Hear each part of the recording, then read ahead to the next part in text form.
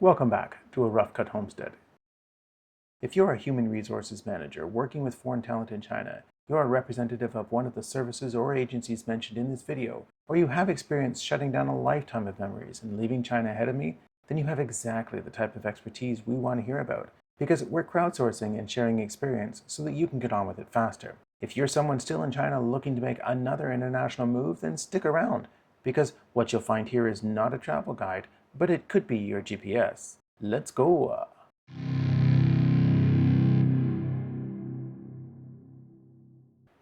My service provider is China Unicom.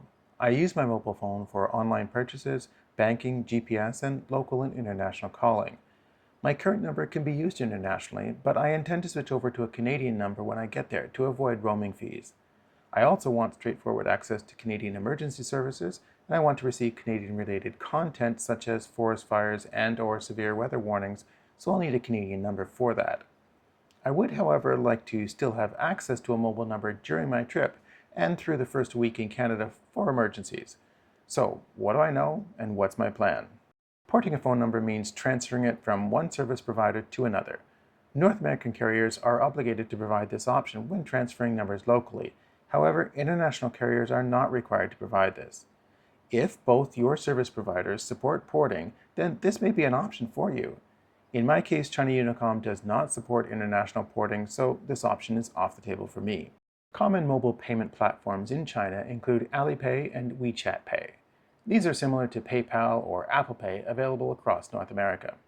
If you're not familiar with these, they are mobile apps connected to your bank account and allow you to make purchases electronically using either your debit card or credit card numbers.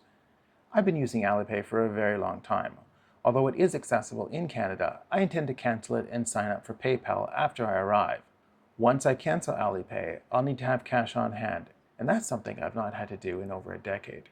Keep in mind that if you cancel or transfer your mobile service contract, then your provider may reissue your old number to a new customer after several months.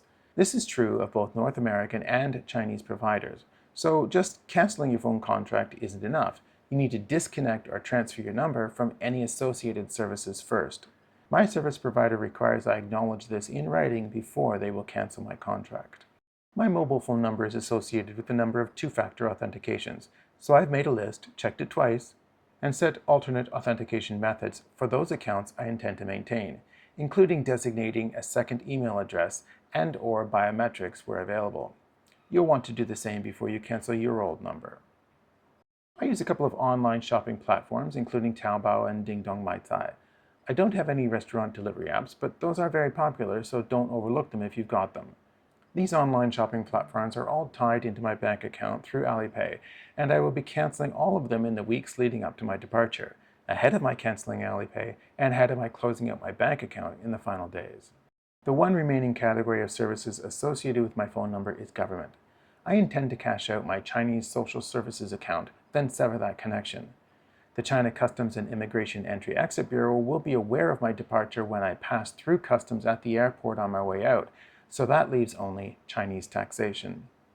Individual income tax is withheld by Chinese employers, then submitted to the Tax Bureau on the payee's behalf.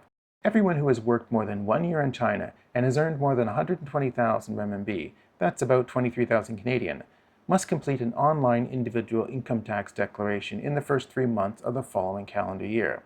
This is a very simple process of reviewing the employer-submitted details, confirming their accuracy, and making arrangements for any credit or payment owing. Perhaps the Canadian tax filing system has simplified over the past 23 years, but I recall it being a wee bit more complicated than that. The Chinese IIT declaration is tied to the individual's phone number, so I need to either maintain access to this phone number through the first quarter of 2026, or I need an alternate solution here. So, I can't port, I need to sever connections with all my mobile payment platforms, I need to ensure that any remaining two-factor authentications are reassigned, and I need to cancel all my online shopping platform accounts. No! These steps should be no problem, and I can arrange these in the days and weeks leading up to my departure. However, I would like mobile access throughout my trip, and I need to file my individual income tax declaration, so I need to hold on to this number into January 2026 or find another solution.